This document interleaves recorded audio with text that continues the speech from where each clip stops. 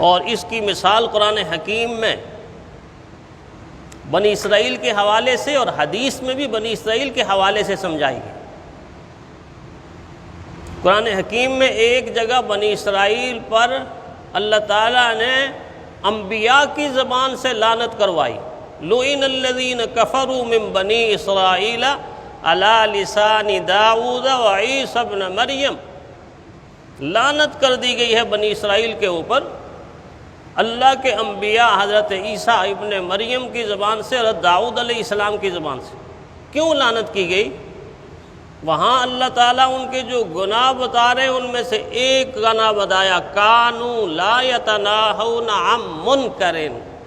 یہ لوگ منکر کو دیکھتے تھے، گناہ کو دیکھتے تھے، برائی کو دیکھتے تھے، بے حیائی کو دیکھتے تھے، فحاشی کو دیکھتے تھے، عریانی کو دیکھتے تھے، اللہ کی نافرمانی کو دیکھتے تھے، اللہ کی بغاوت کو دیکھتے تھے، اللہ کی سرکشی کو دیکھتے تھے، دین کے حکموں کو توڑتے ہوئے دیکھتے تھے، مگر لوگوں کو منع نہیں کرتے تھے، لوگوں کو منع نہیں کرتے تھے۔ اللہ نے لعنت برسائی۔ بلکہ ایک حدیث تو اس سے بھی زیادہ رونگٹے کھڑے کرنے والی ہے، اس آیت سے بھی زیادہ حضور صلی اللہ علیہ وسلم نے اس حدیث میں جگایا، میں بنی اسرائیل کی ایک بستی کو تباہ کرنے کا وقت آ گیا، گناہوں کا بوجھ اتنا ہو گیا۔ جب گناہوں کا بوجھ بڑھ جاتا ہے تو اللہ کی دھرتی اللہ سے سوال کرتی ہے، اللہ میرے اوپر چڑھنے والوں کو میرے نیچے ہی کر دے تاکہ میں حساب برابر کر دوں۔ اس زمین کے اوپر جو عاجزی، انکساری اور تواضع کی زندگی نہیں گزارتا، تکبر اور انانیت کی زندگی گزارتا ہے، تو پھر زمین پکار پکار کر اپنی خاموشی کی زبان میں کہتی ہے، آج تم میرے اوپر چل رہے ہو، پیٹھ پر چل رہے ہو، ایک ایسا وقت آئے گا کہ تم پیٹھ سے اتر کر میرے پیٹ میں آ جاؤ گے، پھر میں تمہیں بتاؤں گی کہ اس تکبر کا انجام کیا ہے۔ پھر میں اپنے آپ کو اتنی سکیڑ لوں گی، قبر اتنی سکڑ جائے گی کہ دائیں پسلیاں بائیں سے باہر نکل آئیں گی اور بائیں پسلیاں دائیں سے باہر ایسے نکل آئیں گی، اتنا تمہیں دباؤں گی کہ تمہاری ہڈی پسلی ایک ہو جائے گی۔ آج مجھ پر چلتے ہو تو عاجزی انکساری سے چلو۔ قرآن نے منع کیا، فَلَا تَمْشِ فِي الْأَرْضِ مَرَحًا، زمین کے اوپر اکڑ کر مت چلا کرو۔ تو فرمایا کہ جب دھرتی پر بوجھ بڑھتا ہے، یہ اللہ سے دعا کرتے اللہ اس بوجھ کو ختم کر دے۔ بنی اسرائیل کی بستی کو الٹانے کا اللہ نے حکم دے دیا، اور فرشتے وہ حکم لینے کے بعد اللہ سے عرض کرتے ہیں کہ اس بستی کے عین وسط میں ایک بہت بڑا اللہ والا ہے، نیک ہے، متقی ہے، پرہیزگار ہے، نمازی ہے، ذکر کرنے والا، تلاوت کرنے والا، اللہ کو یاد کرنے والا، عاجزی انکساری کرنے والا، ایسا آدمی کہ جس کی زندگی کا ایک لمحہ بھی اللہ کے حکم کے خلاف نہیں گزرا، وہ آدمی اس بستی کے اندر موجود ہے۔ اللہ جی کیا کریں، آپ نے تو اس کو الٹانے کا حکم دے دیا۔ تو رحمت کائنات صلی اللہ علیہ وسلم نے فرمایا کہ اللہ تعالیٰ کا حکم ہوا کہ سب سے پہلے اسی نیک اور متقی آدمی کی جگہ کو اٹھا کے سب سے پہلے اسی پر الٹا دو۔ اب فرشتے حیران ہیں کہ اتنی عبادت، اتنی ریاضت، اور اس کے باوجود حکم یہ مل رہا ہے۔ عرض کہ اللہ یہ کیا ماجرا ہے؟ فرمایا یہ ذاتی طور پر نیکی کر رہا ہے، نمازیں پڑھ رہا ہے، روزے رکھ رہا ہے، زکاتیں دے رہا ہے، تلاوت ذکر کر رہا ہے، لیکن برائی کے کام ہوتے ہوئے دیکھ رہا ہے، اس کی پیشانی پر پسینہ نہیں آتا، اس کے چہرے کا رنگ نہیں بدلتا، یہ برائی کا کام ہوتے ہوئے دیکھتا ہے پر منع نہیں کرتا، نیکی کرتا ہے پر نیکی کا حکم نہیں دیتا، نیکی کو پہنچاتا نہیں۔ اس سے آپ اندازہ کریں کہ یہ امر بالمعروف، نیکی کا حکم دینا اور برائی سے لوگوں کو روکنا، یہ کتنا اہم ہے، کتنا ضروری ہے۔ امی عائشہ صدیقہ رضی اللہ تعالیٰ عنہ فرماتی ہیں کہ رحمت کائنات صلی اللہ علیہ وسلم ایک مرتبہ گھر میں تشریف لائے، اور میں نے دیکھا کہ رحمت کائنات صلی اللہ علیہ وسلم کا چہرہ مبارک رنگ کے اعتبار سے بدلا لگتا ہے۔ ایسا لگ رہا ہے کہ جیسے کوئی بہت بڑا واقعہ ہو گیا ہے یا حادثہ ہو گیا ہے۔ جس طرح انسان گھبراہٹ میں ہوتا ہے، پریشانی میں ہوتا ہے، غم اور تکلیف میں ہوتا ہے، رنگ متغیر ہو جاتا ہے۔ فرمایا حضور صلی اللہ علیہ وسلم جب تشریف لائے تو اس حال میں آئے، حضور نے کوئی گفتگو نہیں فرمائی، پیارے پیغمبر صلی اللہ علیہ وسلم آئے اور وضو فرمایا، اور وضو فرمانے کے بعد سیدھا حضور صلی اللہ علیہ وسلم مسجد نبوی کی طرف نکل گئے، اور میں نے سوچا کہ آج کوئی بہت اہم بات ہے، کوئی بہت ضروری بات ہے جس کی وجہ سے حضور صلی اللہ علیہ وسلم نے ایسا عمل کیا ہے۔ تو میں مسجد نبوی کی پچھلی دیوار کے ساتھ کھڑی ہو گئی کہ حضور صلی اللہ علیہ وسلم جا کر صحابہ کی مجلس میں کیا گفتگو کرتے ہیں۔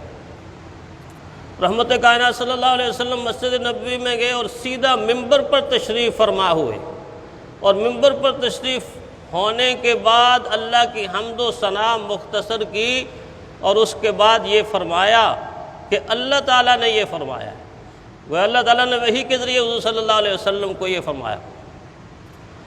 اللہ تعالیٰ نے یہ فرمایا کہ لوگوں امر بالمعروف اور نہی عن المنکر،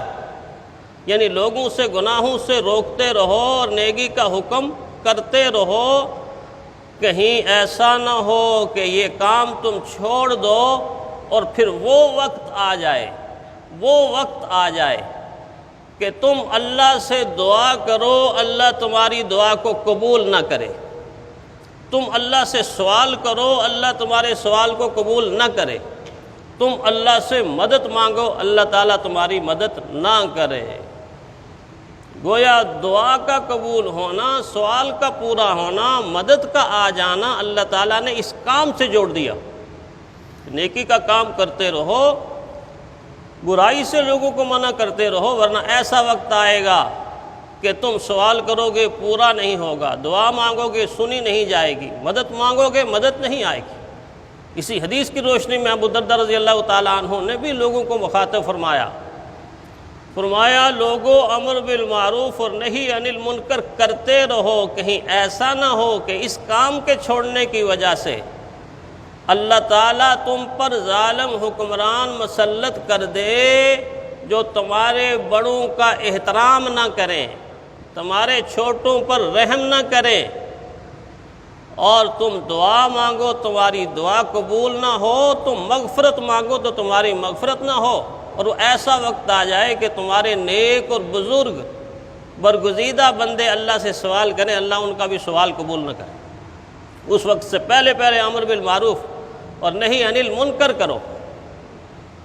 نیکیوں کا حکم دو، برائیوں سے منع کرتے رہو۔ یہ ایسا فریضہ ہے کہ اس کے بغیر دین آگے چل نہیں سکتا۔ دین کے چلنے کے لیے یہ ضروری ہے کہ ایک سے دوسرا، دوسرے سے تیسرا۔ حضور صلی اللہ علیہ وسلم نے کشتی کی مثال دی، بحری جہاز کی مثال دے کر سمجھایا۔ بحری جہاز ہو، کشتی ہو، 2 منزلہ کشتی، اور نیچے والے لوگ پینے کا پانی لینے کے لیے اوپر والی منزل پر جائیں، اور کچھ دیر کے بعد کچھ لوگ مشورہ دیں کہ بار بار اوپر جاتے ہیں، ہم ایسا کیوں نہ کریں کہ نیچے والی منزل میں ہی، نیچے ہی کشتی میں سوراخ کر دیں، سمندر کا پانی اوپر آ جائے گا، دریا کا پانی اوپر آ جائے گا تو ادھر سے ہی بھر لیں گے۔ فرمایا ایسے وقت کے اندر اگر سیانے لوگ، سنجیدہ لوگ، عقل مند لوگ، اوپر والے لوگ بر وقت ان کو منع نہ کریں، نہ روکیں اور یہ کام کرنے دیں،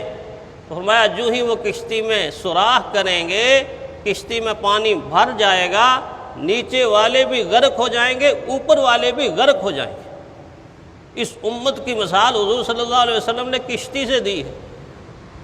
آپ اس وقت اللہ کی اس دھرتی کو کشتی تصور کر لیں، اور اس میں بسنے والے انسانوں کو کشتی کا سوار تصور کر لیں تو کتنے سوار بنیں گے؟ 7 ارب سے 8 ارب لوگ اس وقت اس دھرتی کے اوپر رہ رہے ہیں، اور 7 اور 8 ارب میں اربوں کی تعداد میں ایسے ہیں جو اس کشتی میں سوراخ کر رہے ہیں،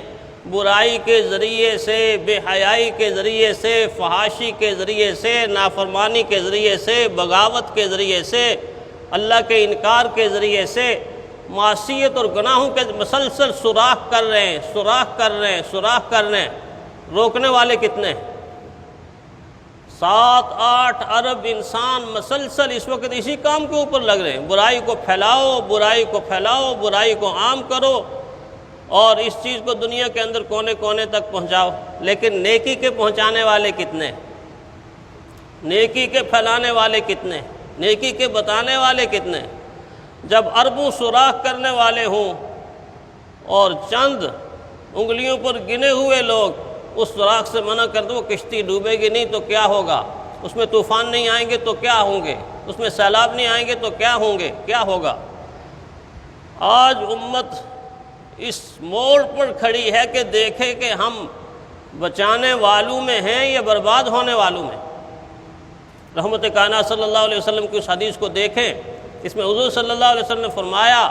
کہ جب میری امت دنیا کو بڑی چیز سمجھنے لگے گی، بڑی چیز سمجھنے لگے گی، دکان بڑی ہے، مکان بڑا ہے، تجارت بڑی ہے، ملازمت بڑی ہے، دولت بڑی ہے، پیسہ بڑا ہے، ڈالر بڑا ہے، جائیداد بڑی ہے، زمین بڑی ہے، کاشتکاری بڑی ہے، ان سب کی بڑائیاں میرے اور آپ کے دل و دماغ کے اوپر چھائی ہوئی ہیں کہ یہ چیزیں بڑی ہیں،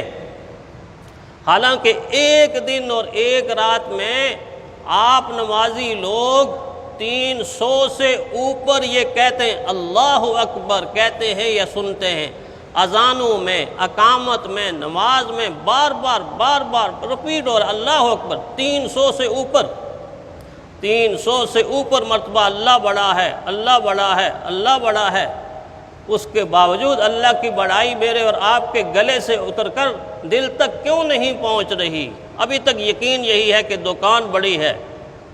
جی مل بڑی ہے، فیکٹری بڑی ہے۔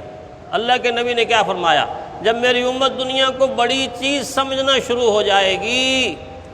نزیت منہا ہیبت الاسلام، اسلام کی ہیبت، اسلام کی وقت، اعمال کی قدر و قیمت اس کے دل سے نکل جائے گی، دل سے رخصت ہو جائے گی۔ فرمایا جب میری امت امر بالمعروف اور نہی عن المنکر کے فریضے کو چھوڑ دے گی، حرمت برکت الوحی،